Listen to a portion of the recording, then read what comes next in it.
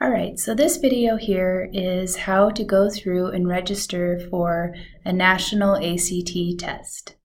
Students during their junior year would have taken our state ACT testing, where we registered on site at the high schools.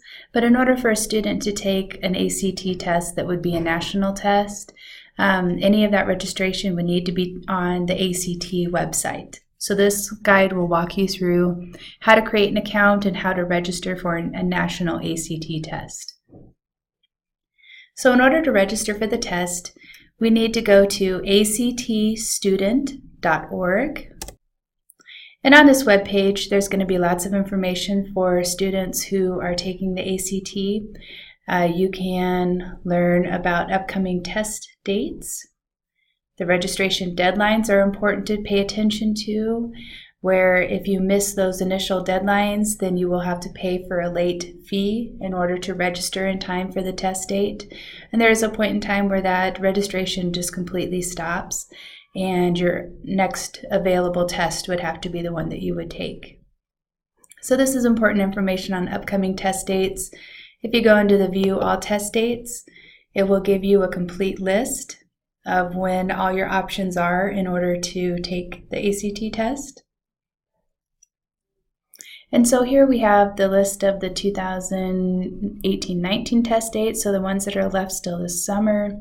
And then we have the 2019-2020 test dates. These test dates have been entered into this senior Canvas course. And so if you go to the calendar feature on Canvas, you can see all of the registration deadlines and test dates listed in there as well. But it's good to know where else you can look for that information. So if we are going to register for the ACT, we'll go back to our home page. All right, so we're at our home page again for our ACT registration, and we're going to go ahead and click on Register for the ACT. Okay, so we're going to go ahead and create an account now. We'll click on Create US Account.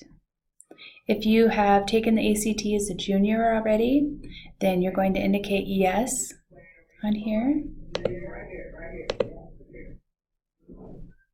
And if you have not yet taken it, then you would indicate no here. But by indicating yes, it will later on tie those scores in together. On this page, we're going to go ahead and enter our information and email address.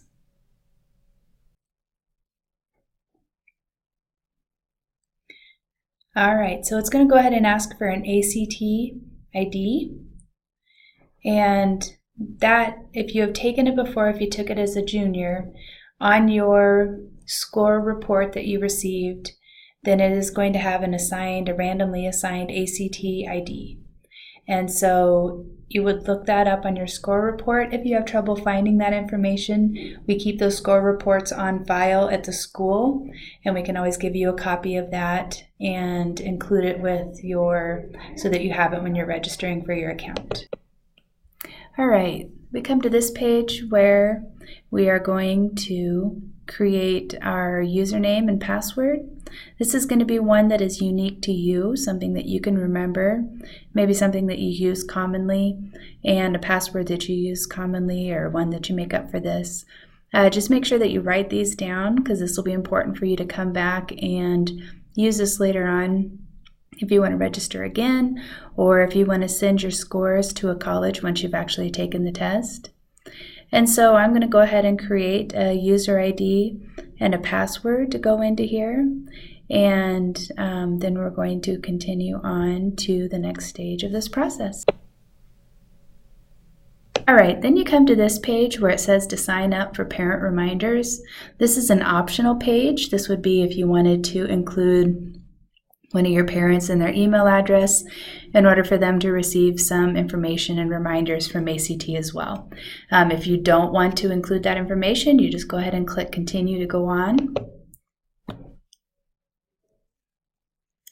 All right, then you're going to go through and just start putting a lot of information in here. You're going to go through and enter all of your demographic information, your mailing address, if you're a legal resident of the state, your phone number, your year of high school graduation, so when you will graduate, gender, ethnicity information, Okay.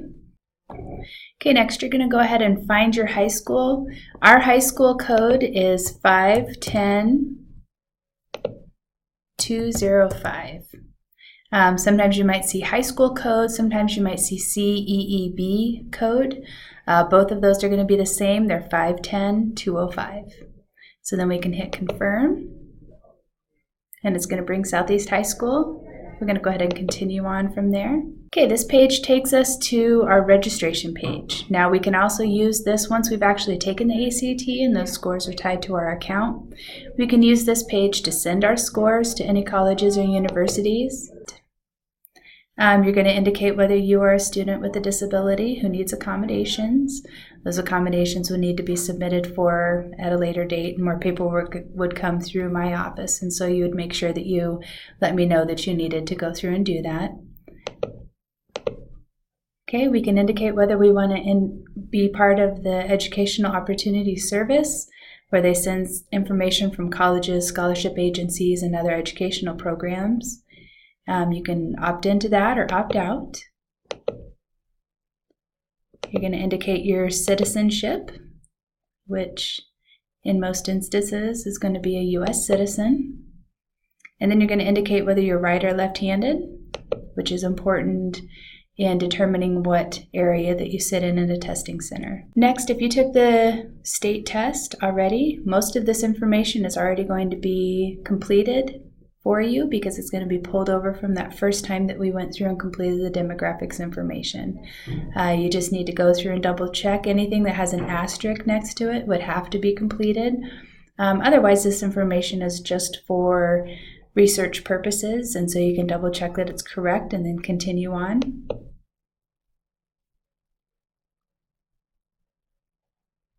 Going to indicate what college plans you have.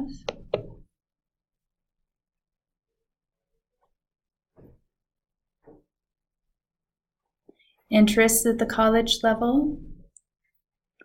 Again, most of this should pull over if you completed it during our demographics section.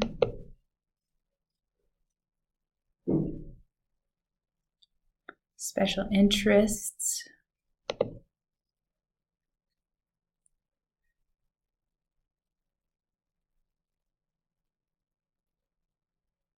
Okay, again, most of these can be clicked through, double checking to make sure that they're correct, but you can continue through them without having to answer them again.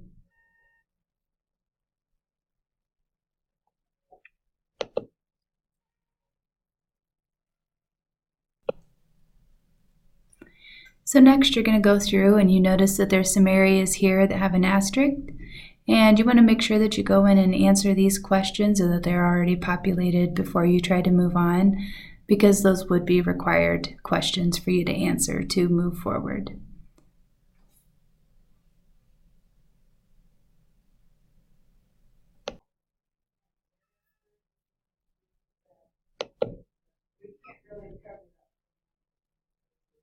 All right, the interest inventory.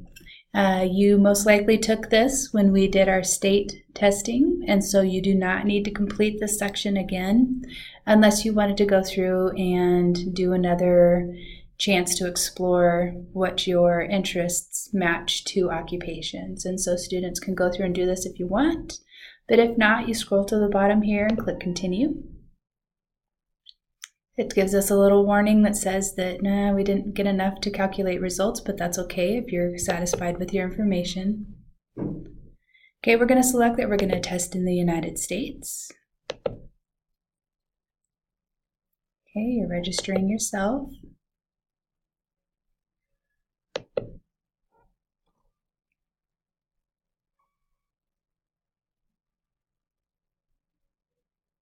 Okay, we're going to accept the terms here, saying that we understand what we're getting into. Okay, and this is where you get to choose the test date. And so right now, my only available option is the July test date, but you would have more options available with hyperlinks up here as the new set of testing comes available for 2019 and 2020. If we notice here, this is our cost of registering for the ACT test. This is that additional fee that you would have to pay if you miss the registration deadline window.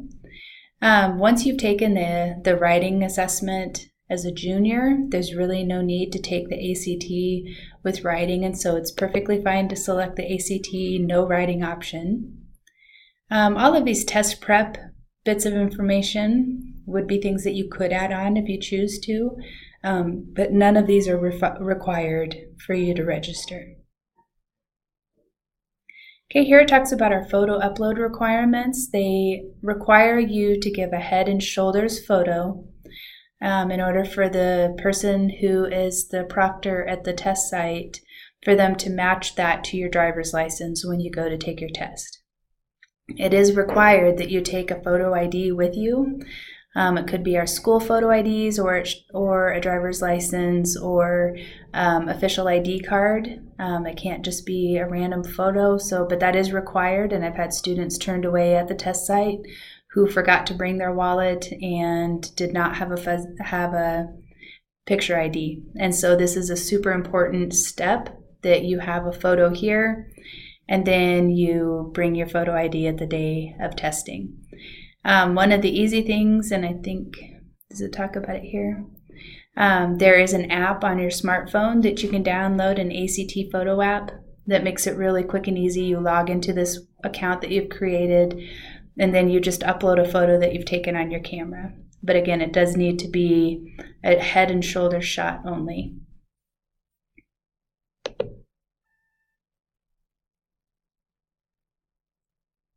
Okay, we indicate what our grade in school is.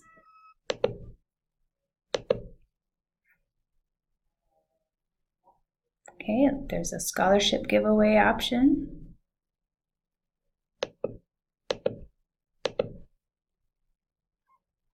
Okay, high school courses and grades. Again, this information should be pulled over from when you did your state testing, but if it's not, then you can go through and complete that. Okay, the grades that you received for those courses.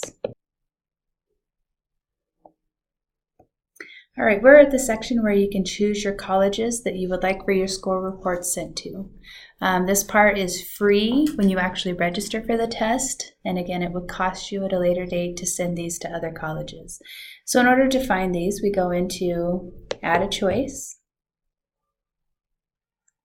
Okay, one of the easiest ways to do it is to do by location, especially if you're looking at a Wyoming college.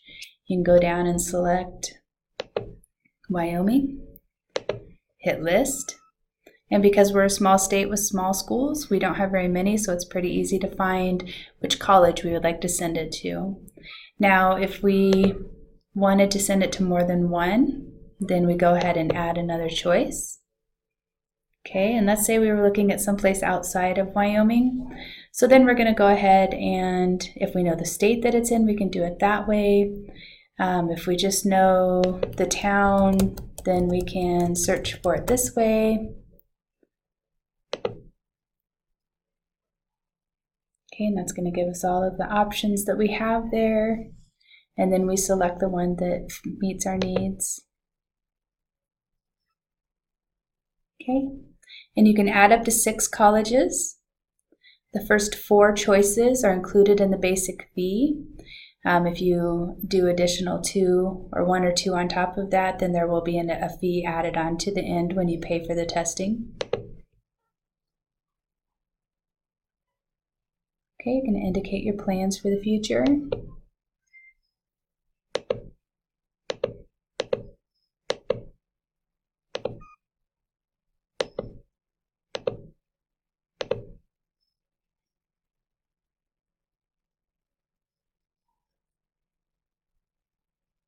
Okay, again, the choice of occupation or vocation, this should be filled in for you, but if not, the first one was your college major. The second one is going to be the actual job that you hope to do. And so it might be identical. It might go from education as a major to a teacher, like a social studies teacher in particular on that one. You indicate your plans for the future.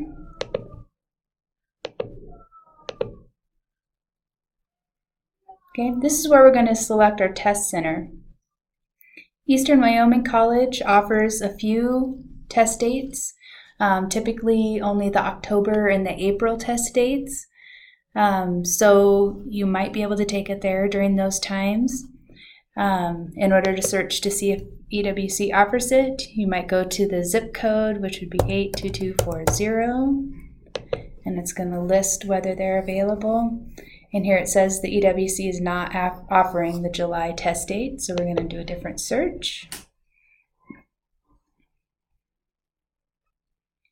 One way that you can do this is you can either, if you're going to be out of town, like at a basketball tournament or wrestling tournament or something when the test is going on, you can see if there are any test centers available in your area for where you're going to be playing. So if we were just going to look in the state of Wyoming, what's available in July,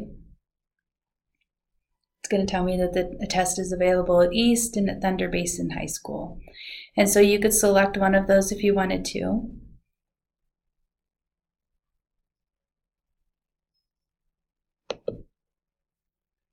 Or if we knew that we didn't quite want to go that far, in Nebraska, Western Nebraska Community College often offers the test. And so we could see down here that Western Nebraska Community College offers it in July. And so we could select that for a shorter drive if that worked for us. So let's say we decide to take it at WNCC. And then it gives us our final price. Now, students who are eligible for free or reduced lunches or who are part of Gear Up, you do have a couple vouchers available to you throughout the school year, and you can use those to pay for this testing. You would come into my office or talk to Michelle Baker in order to get a voucher number. If you have one of those, there's a number at the top of that page, and you're going to enter that information right here into this voucher or waiver number. But if you do not do not qualify for free or reduced lunches, then you're going to continue on down to here, and you're going to have some sort of credit card information available to you in order to go through and pay for the test. Until you actually pay for this and submit this here, you are not actually registered for a test date, and so it's important for you to go ahead and do that. You can get pretty far into this process and just save the information to your account. There are a couple pages that you do typically have to go over and do again, or double check your information in order to make sure that it's correct if you log out and log back in order to register. So you would go ahead and put your credit card information in, you would hit submit, and then you will have to make sure that you go back and upload your photo after you go through and register. There is a due date for every test date in order to make sure that you have that photo uploaded. Once you've uploaded a photo to your account, though, then you're set for future test dates. You do not have to do that more than once, and so that would be set and ready for you to go. So I hope that this shows you how to go through and register for the ACT. Again, anytime that there are questions about this, you can always stop by my office and I can walk you through this process as well. And this can be done at any place, at home, at school, and so it's super easy to do. Just make sure that you have access to a credit card and you have access to your email account, and we can get you registered.